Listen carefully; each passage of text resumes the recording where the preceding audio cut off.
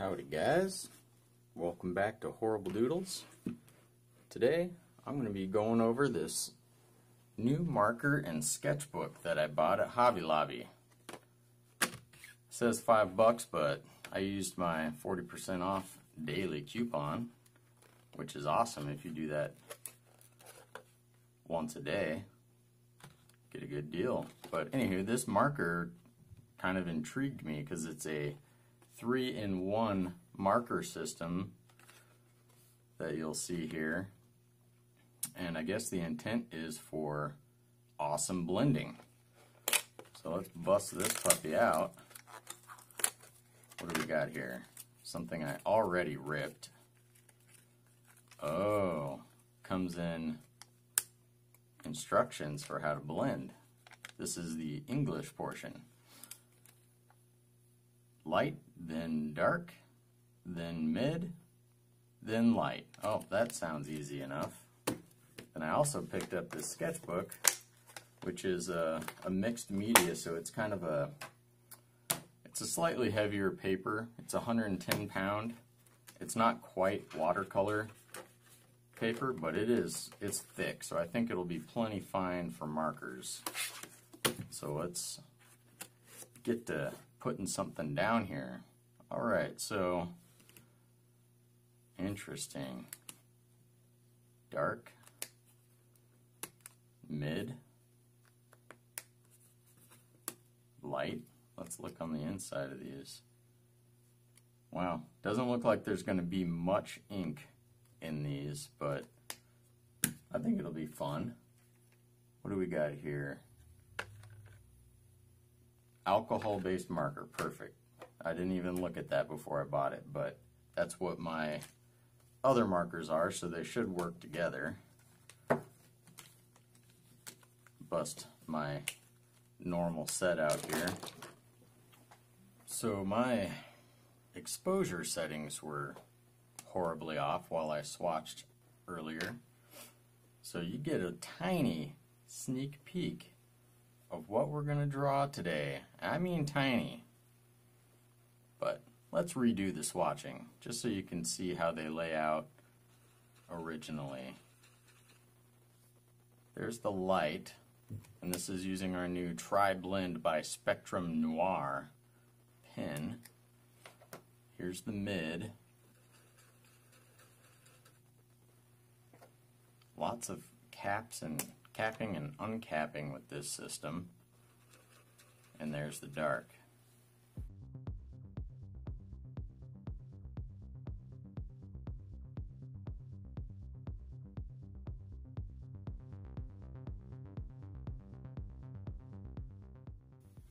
Impressed.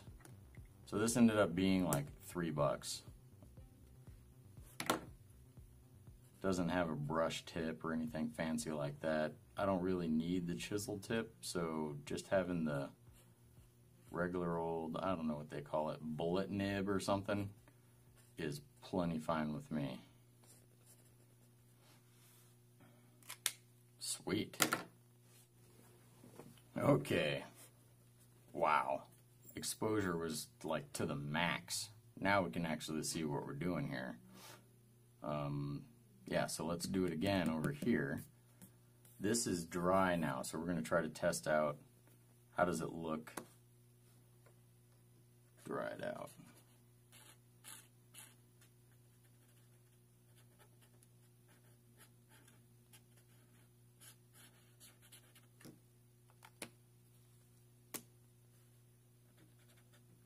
Still blends pretty well.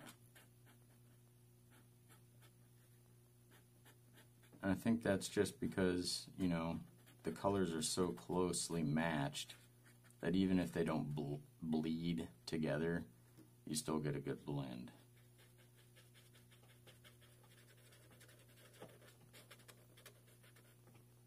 Yeah. Satisfied. And I do like these pinks. Man, and check it out how they're drying. They do have a significant difference between them. Well, not significant, but when I first laid them down, they weren't that different. See, I'm going to go over the same areas. That's the same set of colors, and when they dry they turn into those. So pretty sweet. They darken up quite a bit, kind of go towards a purpley hue. Well, here's something we haven't tried. Typically these Sharpies, in my opinion, bleed a little bit more with these alcohol markers. So let's test it out. I know it's probably going to be the same result since this one's an alcohol marker as well, but it's worth testing it out, because if I can get a marker that doesn't bleed when next to a Sharpie, that would be really handy. I would just have to remember every single time that, oh yeah, this is the marker I can use next to a Sharpie. So that's kind of frustrating. But not enough to make me stop. Okay.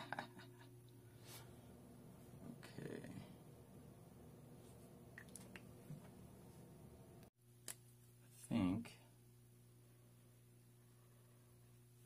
let's just get in a few more lines here and then we'll test out how bad it bleeds.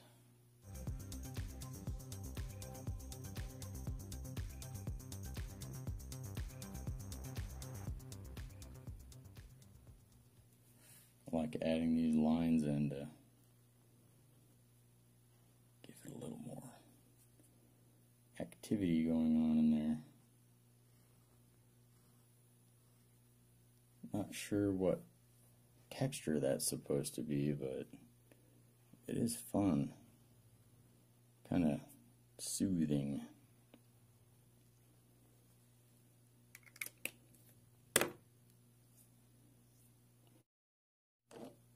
Now let's test with some color. I'm going to go in with one of my Cali art markers.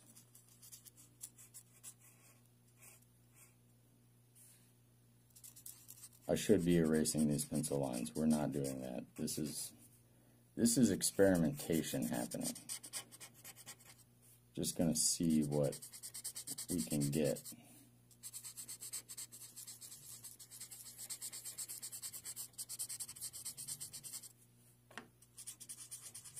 Now I find sometimes I'll do these little experimentation sketches, test how my markers react and how they treat the line work and stippling and pencil lines and all of that, and I end up liking the sketch a lot, wishing I had cleaned up some of those lines and made it more presentable, but it's okay. We could always redo it if we wanted to. Another one of my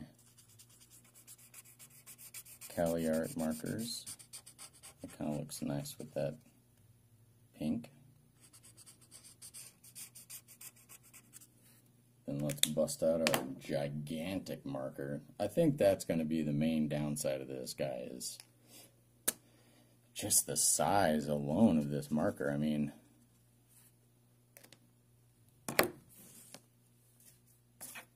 that's a horrible angle for you to see what I'm talking about. But, I mean, I'll show you a comparison between it and a regular marker that I've got, which I already thought were pretty big. It's kind of unwieldy. It'll be something that I just leave at my desk. I'm not going to bring it around with me, because that's just crazy. Can't fit all those markers like that.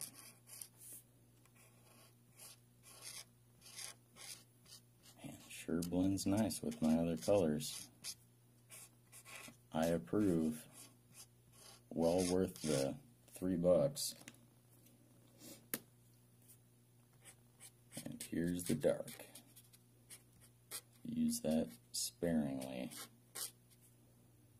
Definitely got to have some dark under the eye. I may even come in with some darker. So let's go secondary there. Second line. A little bit on the third and fourth. Let's pop in our real dark one, which isn't really looking that dark, but you can see a slight difference. Sweet.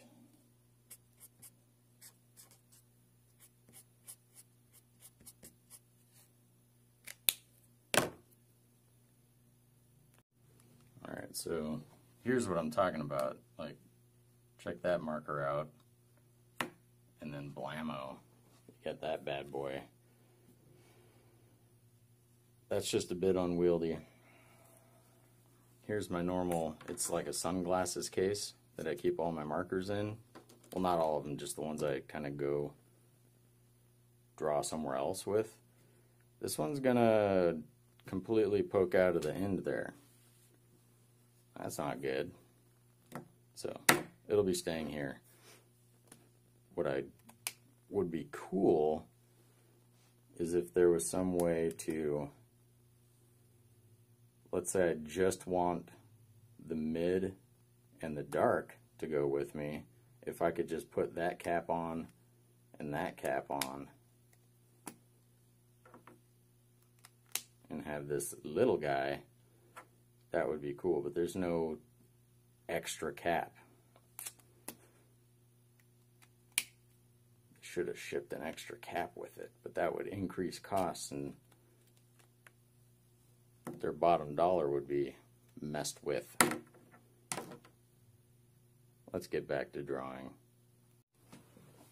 Alright, so I think we're going to end up painting or coloring this guy majority of the time this color. So let's just fill in those spaces.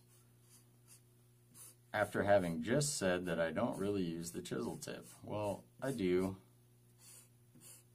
mainly for situations like this where you just got a ton of space to fill in. And typically I'll go back around to those detail areas with the other nib. I am liking this sketchbook. This paper is really nice for markers. It just soaks right in. I don't have a lot of bleeding going around.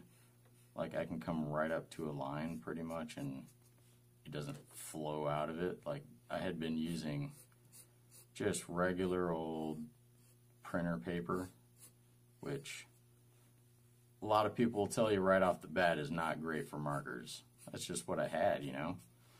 Kind of work with what you got is what I always say. But I got this sketchbook. It says $6.99. If you go to, and I am not sponsored by Hobby Lobby, but if you go there, they have a rotating selection of stuff that's 50% off. And you have to read the fine print because it'll usually be stuff that's like buy a certain brand, but it has to be $5 or more.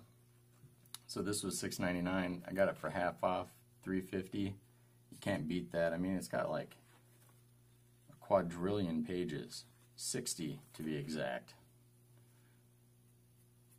So not a bad snag, especially since they're lined. I can tear them out whenever. Fantastic. All right. We need a blue tongue.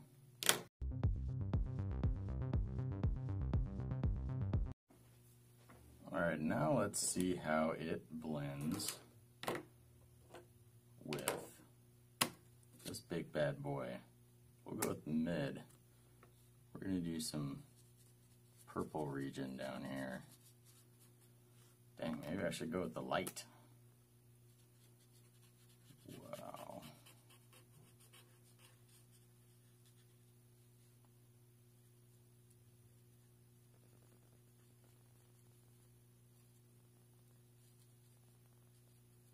Kind of throwing in some weird textury bumps there.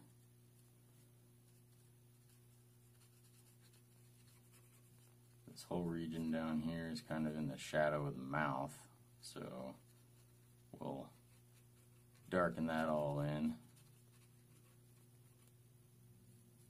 to get some light there. So we'll do that. We're going to jump straight to the dark. Get that all nice and darkened in.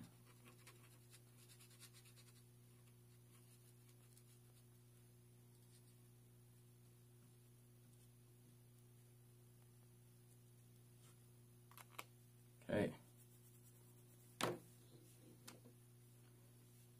Maybe I will erase some of these lines.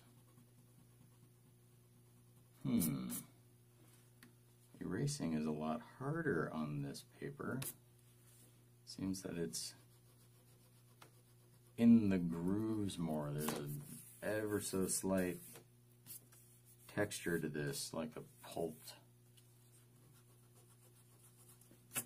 texture. Not too bad, but a little bit. You'll see that it's really hard to get that out of there. Man, I'm pushing so hard on that eraser. Whew. Getting a workout. Shaking the camera, I'm sure. Let's take it easy.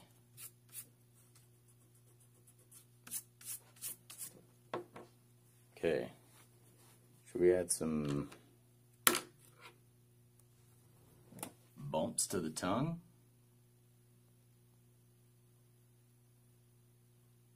Yes, we should. Even the pens feel different on this paper. It's like they have a lot more snag to them. Friction is more on this paper, higher.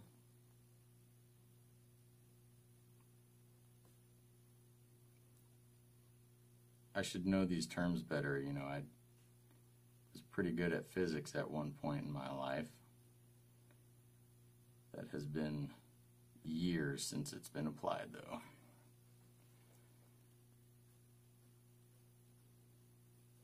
Yes.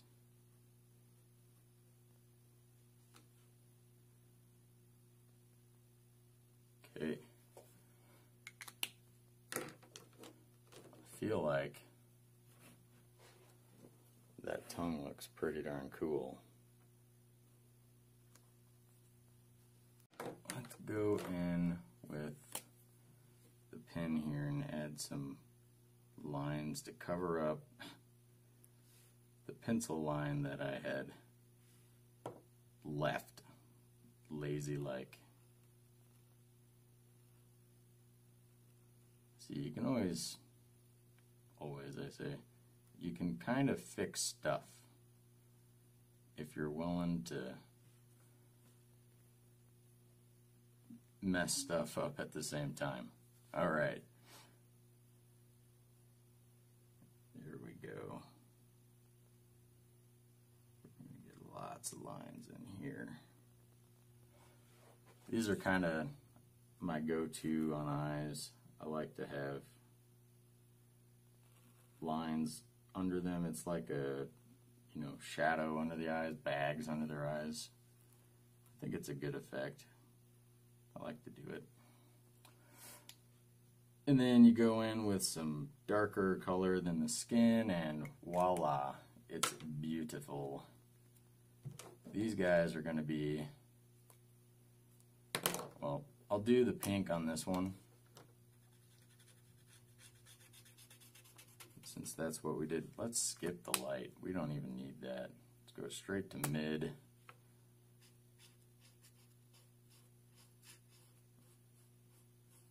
Should let that pen dry a little bit and move on to somewhere else, but it's too late for that.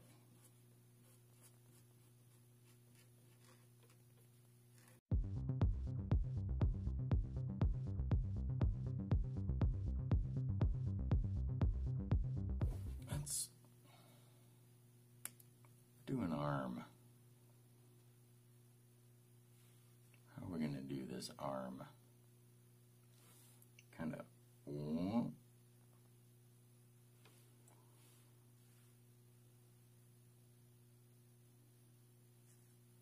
then a little,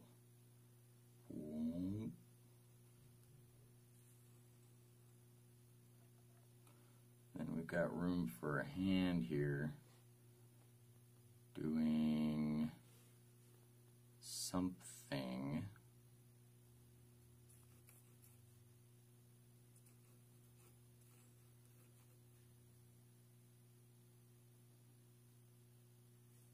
Let's see, what would a hand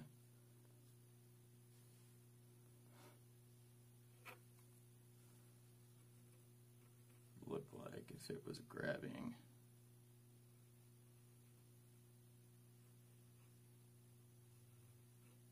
Something out of the eyeball, a hair.